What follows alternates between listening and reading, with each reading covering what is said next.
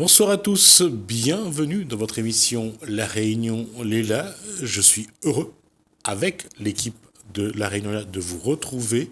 En tout cas, on espère que l'année a bien commencé, on espère que ça sera bien mieux que l'année dernière. On le souhaite de tout cœur, on le souhaite très fort pour que on vive une année qui soit un peu mieux et puis surtout qui nous permet de nous poser quelque part parce que il faudra quand même digérer tout ce qu'on continue à vivre et lorsque ça s'arrêtera, il faudra penser à panser les plaies. Je vous souhaite donc une très belle année 2021 et j'espère que on pourra enfin tourner la page. Bonsoir Christian Gelma. Avant de lancer le jingle, juste te dire que finalement, s'il y a quelque chose qu'il faut changer, c'est essayer de garder l'espoir. Ben, l'espoir, il est toujours dans le futur. Hein. On va en parler dans Cosmo Réunionnais.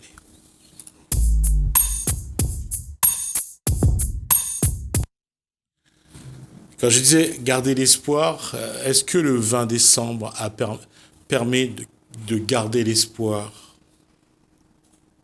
Ben, en fait, il y a deux 20 décembre. Hein. Il y a le 20 décembre avant le 20 décembre. Il y a le 20 décembre après le 20 décembre. L'espoir même l'était avant le 20 décembre. C'est-à-dire quand il y avait l'esclavage. Il y avait un espoir où il y avait des personnes qui étaient en lien. On rappelle là-haut, il y avait des marrons, même face à la mort, face au temps difficile de vivre dans un environnement dangereux, où il n'y avait presque rien. Il y avait un lien. Donc quand il y a le lien, il y a un espoir. Et puis arrive le 20 décembre avec Saada. Saada, il dit, ben voilà, vous êtes libre, on vous libère. Mais en disant on vous libère, l'espoir n'est pas dedans. Parce que vous m'avez libéré, mais il n'y a rien d'autre que cette libération. Et les gens, quand il n'y a rien d'autre que la libération, on est libre, on ne voit pas l'espoir. On va faire des parallèles avec des périodes de notre histoire. L'esclavage, c'est un moment très fort parce que une partie du peuple réunionnais à ce moment-là est tenue par des chaînes et a un statut d'esclave. Et l'espoir, c'est bien sûr de trouver ou de retrouver la liberté. Si on revient aujourd'hui avec le Covid, on espère retrouver aussi la liberté. Oui, en fait... Le Covid, c'est une chaîne qu'on s'est mis au pied. Non, mais ce virus-là nous montre que... Là, ce virus nous montre que nous sommes libres. C'est pas parce que, un exemple, l'État français dit, ben voilà, vous êtes confinés pendant 3 mois, donc il y a un temps libre. Nous sommes libres, libérés de quelque chose. Mais on ne comprend plus la liberté. Donc les gens croyaient qu'ils étaient libres, ils n'étaient pas libres, et quand ils sont libres, ils ne savent pas c'est quoi la liberté. Or, la liberté, c'est être en lien avec son environnement. Et cette liberté-là, lorsque le 20 décembre, 2 mois après son arrivée à l'île de la Réunion, Saada Garriga, il est arrivé le 20 octobre, je crois. Ah non, il n'est pas arrivé le 20 octobre, il est arrivé vers le 10 ou le 12 octobre, je crois. Et le 20 octobre, il a annoncé que dans 2 mois, les esclaves seront libérés.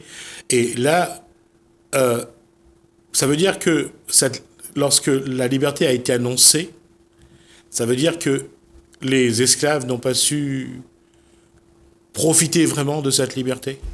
Ou ils n'avaient pas les moyens de profiter de cette liberté? En fait, la liberté est compliquée. Hein? C'est-à-dire, est-ce que les esclaves étaient libres avant ou ils étaient libres quand ils étaient en esclavage? Cette notion de liberté est compliquée à comprendre. Si les personnes même, un jour, ils ne s'assoient pas autour d'une table avec les enfants et commencent à parler de la liberté. C'est quoi la liberté? Moi, mais pas libre comme ils sortent le matin à aller travailler pour gagner un paye la fin du mois. Là, mais pas libre. Ça, c'est pas la liberté. La liberté, c'est que à côté de mon travail, il y a quelque chose qui apporte à moi quelque chose. Par exemple, je travaille le matin, le mois, je gagne mon paye, mais à côté, il y a un petit bloc-penter, un petit affaire, où ça, je gagne, donne mon famille, montre mon famille, que il y a quelque chose en plus à donner. La liberté, c'est quelque chose toujours en plus. Mais quand on libère les esclaves, Saada Garriga va essayer de passer sur toutes les plantations pour dire aux esclaves, après le 20 décembre, vous serez salarié, vous serez payé et restez avec votre propriétaire pour continuer à travailler dans les champs, parce que la main-d'œuvre, c'est ce qui va d'ailleurs amener l'engagisme. La main-d'œuvre, la main-d'œuvre justement, on va vouloir, sur le lopin de terre, va vouloir plus et va vouloir quitter leurs anciennes, j'allais dire, centres d'esclavage et partir vers les Hauts de la Réunion. Est-ce que ce soit à cette époque-là où on libère les esclaves, on met fin à l'esclavage, ou que ce soit aujourd'hui, si on fait un parallèle, où est-ce qu'on est le plus prisonnier, aujourd'hui ou au temps de l'esclavage? Moi, je pense qu'aujourd'hui, on est plus en prison qu'à l'époque de l'esclavage. D'accord. Parce qu'à l'époque de l'esclavage, avant le 20 décembre, avant que Sarada dise vous êtes libre, il y a beaucoup de personnes qui rêvent. Beaucoup qui rêvent. Même le colon rêve. Il rêve d'avoir l'argent gratuit. Et les autres esclaves, ils rêvent d'avoir une vie meilleure. Pas de l'argent, mais une vie meilleure. Mais aujourd'hui, après le 20 décembre, Sarada a dit, on l'a bien dit, Sarada donne la liberté. En donnant la liberté, Sarada ne donne rien. C'est-à-dire, la liberté est un mot. Sarada dit que des mots. Mais pour les colons, il n'y a pas de mots. Je me rappelle bien l'histoire. Sarada passe quelque temps ici et va payer tous les colons. Tous les colons seront payés, enfin défrayés, parce que les colons voulaient faire, appelle ça sécession, actuellement en Amérique. Oui, ils se sont rassemblés, ils voulaient dire que la Réunion devient indépendante pour ne pas être soumis à ces lois d'abolition d'esclavage. Voilà, mais sauf que ces colons, ils étaient peut-être 30 000, l'esclave était au moins 62 000, donc ils n'avaient pas de poids militairement mais même vis-à-vis de la France, parce que la France ne souhaitait pas de sécession entre la Réunion et la France. Voilà, mais dans le mot liberté, Sarada, sûrement, il a estimé que la liberté devait primer le mot, donc il a payé, et ça va poser problème, ce payage-là. Parce qu'aujourd'hui, la liberté existe que dans le payage. Il faut payer pour être tranquille. On appelle ça à la Réunion, on appelle ça la paix sociale. Or, quand on me paye pour avoir une paix sociale, je ne suis pas libre. Ça veut dire qu'aujourd'hui, tout cet argent qu'on donne aux jeunes qui s'agitent dans les quartiers, qu'on paye aujourd'hui, c'est une façon d'acheter la paix sociale, donc d'acheter ou pas la liberté. Oui, mais souvent en Amérique, quand on fait des procès, l'avocat cherche toujours un précédent. Qu'est-ce qui a déjà été produit? Ouais. Et cette chose a été déjà produite de Sarada. C'est-à-dire Sarada a payé les colons. Aujourd'hui, la liberté est confrontée à ce payage avec beaucoup de personnes qui reçoivent un peu de sous pour soit faire taire des personnes dans un quartier, soit faire taire des personnes dans l'île, soit faire taire des gens qui rêvent d'enseignement, de transmission. C'est ce payage-là qui empêche la liberté d'exister. Oui, mais le problème, c'est que le fait de payer aussi les esclaves, enfin de payer les anciens esclaves qui acceptent de travailler sur la plantation de leur ancien esclavagiste, c'est aussi une forme pour eux de liberté. C'est de travailler, d'avoir de l'argent, de pouvoir acheter à manger, de pouvoir se construire une petite case, d'avoir un endroit pour pouvoir vivre en liberté, même si cette forme de liberté est une forme de prison sociale, mais c'est un rêve aussi à ce moment-là pour la population. Bon, en tout cas, une partie de la population. Voilà, il y a aussi d'autres précédents. Il y a des pays modernes, par exemple en Vietnam, la guerre du Vietnam. Quand les Américains quittent le Vietnam, il va y avoir des choses très difficiles pour certains Vietnamiens. Et puis, sur un certain temps, ceux qui ont fait du mal à d'autres Vietnamiens ne seront pas inquiétés par la justice. L'Afrique du Sud, quand Mandela devient président, tous ceux qui ont battu... Oui. C'est ce qu'on appelle, c'est ce qu'ils ont appelé la loi de réconciliation. La loi de réconciliation. Mais à La Réunion, il n'y a pas eu cette loi de réconciliation, Ouais. ni de création de liens. Chacun est resté sur l'argent. Un pan de Réunionnais est resté sur l'argent. Donc, le problème est resté en place. On va rappeler quand même que cet argent qui a été distribué par l'État, enfin, surtout par Sala Garriga, qui a été celui qui remettait les sommes d'abord aux propriétaires, ont permis ont permis de construire la première banque à La Réunion, d'une part, et d'autre part, ça a permis aussi aux esclaves de choisir entre rester sur la plantation ou partir dans les hauts. L'argent a été, le support d'une forme de liberté pour les esclaves. En fait, moi, je n'appellerais pas ça l'argent, hein, parce que l'argent, c'est autre chose. Mi travail pour gagner l'argent. Normalement, c'est ça le principe. Il y a des subventions, alors. Voilà, c'est plutôt la subvention. Ouais. Mais la liberté ne marche pas avec des subventions. Or, les colons gagnaient des subventions. Et la subvention les empêchait de créer des liens et de créer une liberté. Mais l'histoire contredit un peu ce qu'on dit, parce que après l'abolition de l'esclavage, les nénènes, par exemple, sont considérés comme des putains. Donc, on les fait sortir de la maison, beaucoup, mais certains vont rester. Il y aura un pénitencier pour les marmailles. Ça sera donc, on va rappeler l'île de Guillaume, c'est ça? Ouais, l'île de Guillaume, dans le Haut-Saint-Denis. Ouais. Mais enfin, un pénitencier, c'est-à-dire tous les enfants qui vont traîner la rue vont être accaparés et être punis. On ne sait pas pourquoi, qu'est-ce qu'ils ont fait, quel vol ils ont commis. Le fait qu'ils soient dans la rue. En fait, à l'époque, ça c'était quelque chose dont ne voulaient pas les bourgeois de la société réunionnaise, c'est de voir traîner des gens dans leur rue. Et ces gens-là, et y compris les personnes qui ne travaillaient pas ou qui étaient un peu clochards, ces gens-là se retrouvaient soit en prison pour les adultes et pour les enfants se retrouvaient dans cette prison pour enfants d'Îlette à Guillaume, du côté de Saint-Denis, enfin, dans les Hauts-de-Saint-Denis. Et ça, c'était une volonté ceux qui avaient les moyens et ceux qui donnaient les ordres à la police de l'époque. Justement, et la police aussi sera éduquée dans cette façon-là, la police, à reconnaître les délinquants par une attitude soit joyeux, soit qui siffle. En fait, le code noir est encore là. Alors, on voit bien que la liberté n'est pas là et la création de liens n'est pas là.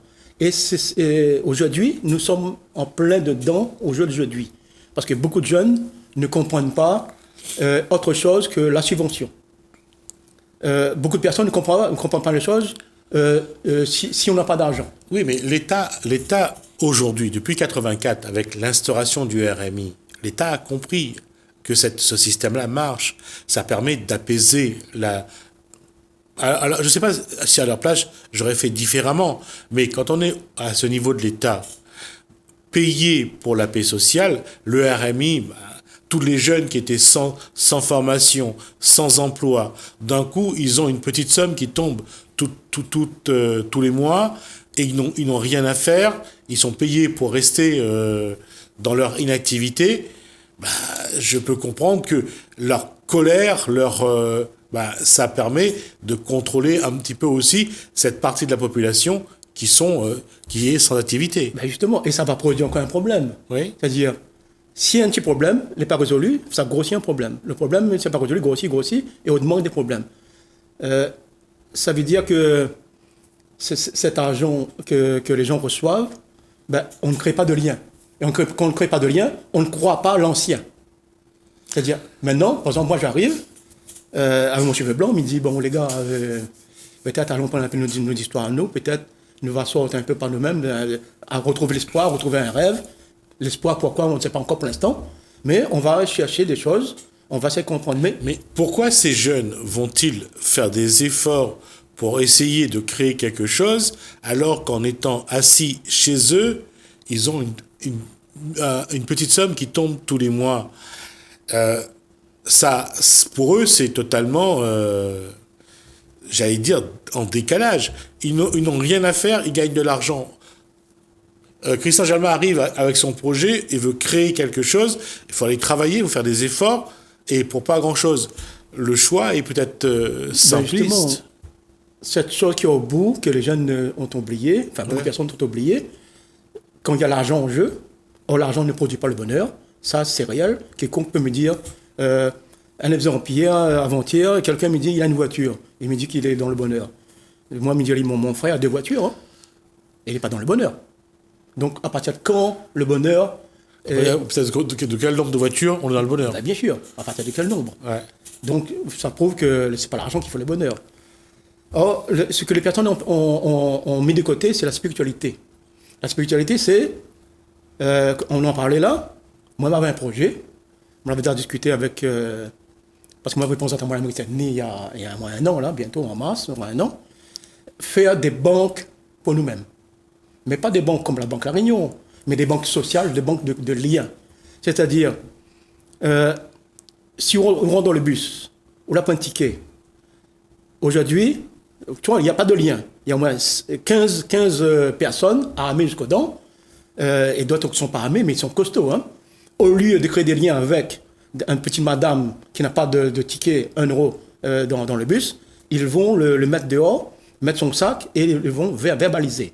Moi, il me dit, allons créer des liens, allons faire une banque. Ceux qui n'ont pas de ticket, ils amènent n'importe quoi dedans, et nous, on donne des tickets. C'est un peu du troc. C'est du troc, c'est la spiritualité. La spiritualité, c'est dire vivre avec son environnement. D'accord. Et vivre dans la survie. Pas vivre, parce que personne ne peut vivre. Même avec 1 milliard d'euros, on ne peut pas vivre.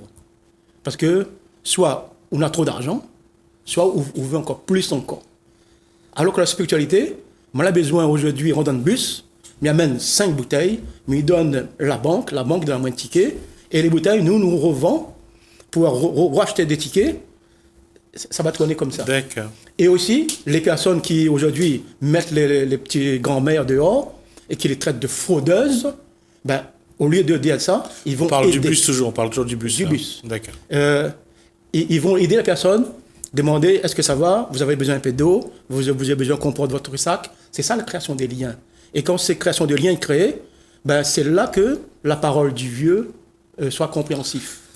C'est créer du lien, en fait, c'est surtout redonner de la valeur, j'allais dire, à ce que nos parents, nos grands-parents, nos arrière-grands-parents ont mis en place, nous ont transmis après, mais qu'on a oublié finalement. C'est se souvenir et se rappeler que vivre, c'est aussi garder les liens avec ses voisins, avec ses amis, avec sa famille, ce qu'aujourd'hui, la Suriname est en train d'oublier. On oublie parce qu'il y a beaucoup de subventions, beaucoup d'argent qui traîne. Un exemple, moi, je regrette que la route littorale touche 1 milliard, 1 milliard par an, en francs ou en euros. Pas 1 milliard par an, on va pas. Ouais. On va rester. Normalement, le montant, pour l'instant, doit rester autour de 1,6 milliard. On sait que ça va être dépassé, mais on va pas dire 1 milliard par an, sinon c'est énorme. Bon, mettons 500 000, la moitié. Ouais, 500 millions. Voilà, 500 millions par an depuis 1963. Normalement, avec ça... Ah non, là-dessus, c'est pour entretenir... J'ai les chiffres. Non, les chiffres, normalement, pour entretenir la route littorale, c'est 70 millions par an. Voilà. Cet argent, pendant près de 60 ans, que la route littorale reçoit, normalement, on doit voir à côté un résultat. C'est-à-dire, on doit voir quelqu'un marcher avec un collier en or. On doit voir quelqu'un avec une voiture. Mais pour l'instant... Là, c'est sarcastique. Non, justement. Oui. Ça veut dire qu'il y a beaucoup d'argent, mais on ne voit pas... L'utilisation. Pas l'utilisation. On ne voit pas...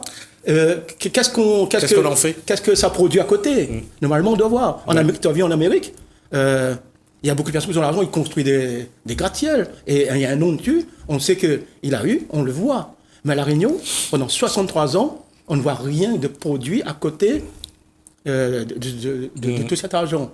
Qu'est-ce qui est devenu cet argent? Qu'est-ce qu'on en a fait chaque année lorsqu'on met 110 millions pour l'entretien de la route littorale? Qu'est-ce qu'on en fait? Après, ça ne me concerne pas. Mais sauf que moi, en tant que Réunionnais, en tant que créateur de liens, passeur d'espoir, est-ce qu'on peut voir le résultat de cet argent produit ici? Mais est-ce que c'est pas quelque part aussi le fait qu'on ne sait pas comment cet argent est utilisé et comment si cet argent est bien utilisé ou pas? Est-ce que ça montre pas aussi le fait que quelque part l'argent dénature l'être humain? L'argent malheureusement révèle ce qu'il y a de moins bien dans l'être humain. Cette absence de lien, justement, c'est une des conséquences. Et bien sûr, parce que l'argent divise. Parce qu'aujourd'hui, sous la pointe 1 euro, ben, on n'est pas mon camarade. Hein. Sinon, dans la boutique, il ne paye pas rien pour. Alors que Rapalaou, on n'a pas ça là, dans les années 60, on n'est pas loin. Hein? Un grain de sel, ou pas un grain de sel, mais t'es pas une tomate. Et pendant 50, 10 ans, me rappelle où ça. Ouais. Était dans le souvenir, ça marquait l'esprit. Et puis, Juste pour dire, à cette époque-là, ce qui était important, c'était le sel, l'huile. Ça a été les deux éléments qu'on devait acheter à la boutique. De toute façon, on n'avait pas le choix. Parce que l'ail et l'oignon, on pouvait planter. Mais le sel et l'huile, c'était les deux choses qu'on pouvait se partager et qui avaient une valeur particulière. On prêtait. Donc, ben voilà un peu, donc, dans mon transmission que moi, l'école Poc Nénen et l'école Vanier Galfera, nous, on va mettre en place, ça, on va le faire. Hein. On n'a pas le moyen. C'est ça l'espoir. Une banque où des personnes pourront venir nous échanger des choses et c'est nous qu'avec la monnaie des choses vendues, on va acheter des tickets et remettre aux gens. Comme on dit, on veut pas quitter cette société. D'accord. Enfin, pour l'instant, pour moi, c'est trop tôt. Parce que il faut d'abord l'espoir est là. Chaque chose marche en son temps. D'accord. Merci Christian Gelma, parce qu'on arrive à la fin de ce changement, on va même dépasser un petit peu. Et ce point de lien, on l'abordera la semaine prochaine, de nouveau. La question va être de savoir aujourd'hui, on va essayer de réfléchir à savoir qu'est-ce qu'on pourrait échanger entre nous pour resserrer les liens entre cette population réunionnaise. Merci Christian Gelma. D'abord, ça commence par un bonjour. Effectivement, merci Christian Gelma. On va nous tourner une page, on va écouter Paul Kanagi, président de Historun, l'association de Sudelfuma, et voir le livre qui est sorti signé de Bruno Maillard et également de Frédéric Régent, voir un petit peu quel hommage ils ont rendu à Sudelfuma.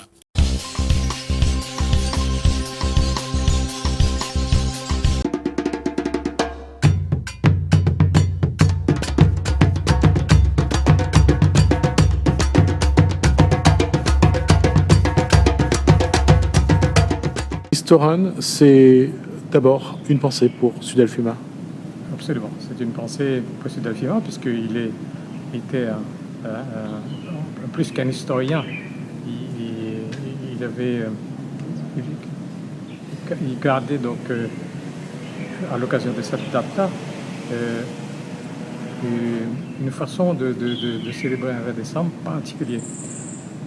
Au-delà de son cursus universitaire, prof d'université, chercheur, et il cherchait toujours à apporter un plus vers chaque 20 décembre par le biais de son travail d'historien, par Historien, en allant vers le plus grand public. Donc il y avait les festivités, mais il y avait surtout les conférences. Et le point principal sur lequel il voulait travailler le plus, c'est passer un maximum de messages à l'occasion du 20 décembre par rapport à la population. Pas seulement une population ciblée, comme on rencontre souvent. On dit aussi que c'était un historien pas comme les autres. Donc, il avait ce sens-là d'aller vers le plus grand public pour expliquer le 20 décembre. Parce que les gens entendent parler du 20 décembre, mais ne connaissent pas vraiment le fin mot de l'histoire. Le 20 décembre, pour Sudelfuma, et là je vais parler d'un point de vue journalistique, quand on regarde au départ, c'est historique, c'est la fin de l'esclavage, l'abolition de l'esclavage, entre le 20 décembre 1848 et le 20 décembre 2020. Comment le message a évolué, comment aujourd'hui le Réunionnais doit regarder ce cheminement entre le 20 décembre 1848 et le 20 décembre 2020.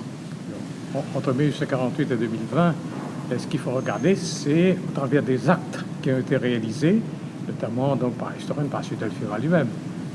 Premièrement, la pose des stèles dans différentes communes. Donc, beaucoup de communes aujourd'hui à La Réunion, il y a un stèle. C'est les points marqués, donc, chaque 20 décembre, la fin de l'abolition de l'esclavage, avec des cycles de conférences, d'explications et des manifestations.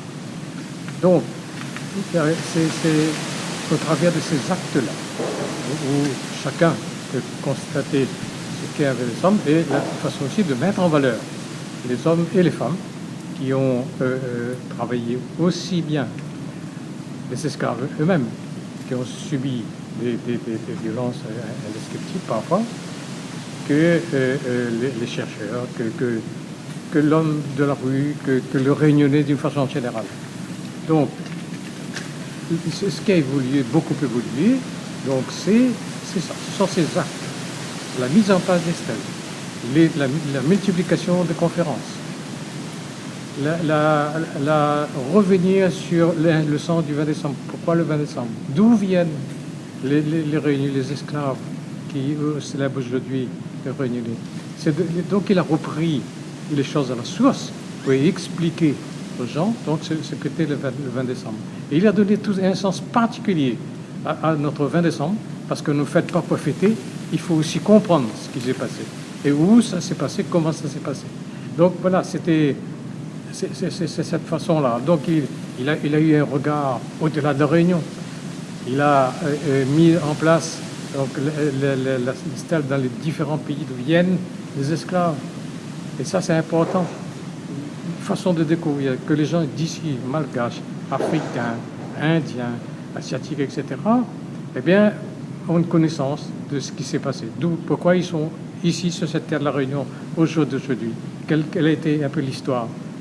Eh bien, voilà, c'est tout ce travail de recherche mis à la disposition du plus grand nombre. Voilà, et il y a beaucoup de choses qui ont été faites. Il y a l'organisation de grands séminaires, par exemple, où les historiens des autres pays, par exemple de la Caraïbe, des Antilles, de l'île Maurice, de Madagascar, d'Afrique, sont venus pour porter le témoignage sur ce que c'est que l'esclavage, ce que le 20 décembre. Mais ça n'est pas terminé. Il y a des films. Chidel lui-même a tourné un film sur l'esclavage à La Réunion. Voilà une façon de porter la connaissance des gens, le vrai sens de l'esclavage à La Réunion. Donc, 172 ans depuis 1848 à aujourd'hui, bon, c'est vrai qu'il y a eu un passage à vide, si on peut appeler ça comme ça, où pas grand-chose n'était dit. Alors, c'est dû quoi? C'est dû aux circonstances, à la politique, etc. Mais aujourd'hui, on ne peut plus rester dans le silence. On ne peut plus garder pour nous, par des historiens, les choses que nous connaissons. Il faut apporter aux gens, il faut former la nouvelle génération, éduquer la nouvelle génération sur ce que c'est que l'esclavage. C'est vrai pour les scolaires jeunes, mais il y a un vide entre le scolaire et le grand public, et c'est ce vide-là qu'il faut combler au jour d'aujourd'hui. Dernière question, Paul Kanagi. On voit qu'aujourd'hui, dans le regard des Réunionnais de notre monde contemporain, chacun a plus ou moins sa définition du 20 décembre. Comment doit-on faire pour que le peuple réunionnais mesure l'essentiel de cette date du 20 décembre pour hier, aujourd'hui et demain? Alors, il faut qu'il soit aussi partenaire, participant. Il ne faut pas qu'il soit mis comme observateur d'un côté. Il faut qu'il participe. Il faut qu'il soit associé à tout ce qui se fait sur le thème de la recherche, sur le thème de l'existence qui existe comme livre, comme film, résultat de recherche, qui reste dans le giron de l'université, par exemple. Il doit être un acteur. Il ne doit pas être un observateur. Il faut l'associer. Alors c'est pour cela, moi je dis, il faut populariser. Lorsqu'on parle de 20 décembre, il faut tenir des conférences, pas seulement dans des salles, mais aller sur des places publiques. Dire par exemple, les gars, ce soir nous parlons de l'Estalfuma, nous parlons de l'esclavage, venez nous écouter. Ouvrir cette porte-là. Voilà, à mon avis, c'est le sens qu'il faut donner à la main tendue vers les autres. Cette transmission, comment doit-elle être vis-à-vis de nos jeunes? Comment l'histoire de la Réunion doit rentrer dans l'éducation des enfants de la Réunion? Alors, il faut que les services concernés et le rectorat se réapproprient un peu tous les thèmes autour de l'esclavage. Et nous sommes déjà ici bien placés, puisque nous avons tous les éléments de recherche sous la main. Donc, il y a des gens qui peuvent en parler, il y a des chercheurs, des historiens, et il ne faut pas attendre que ces gens disparaissent pour mettre au bout du jour l'esclavage dans l'éducation nationale. Oui, le ministre d'ailleurs, il est très favorable de l'éducation à ce que l'esclavage soit beaucoup plus enseigné dans tous les milieux, sans exception. Eh bien, c'est là-dessus qu'il faut porter les efforts, donner la possibilité, inviter les historiens à faire des rencontres avec les élèves, les étudiants, etc. Et comme cela, donc, c'est plus un précaré des chercheurs des universitaires, mais aussi pour tout le monde.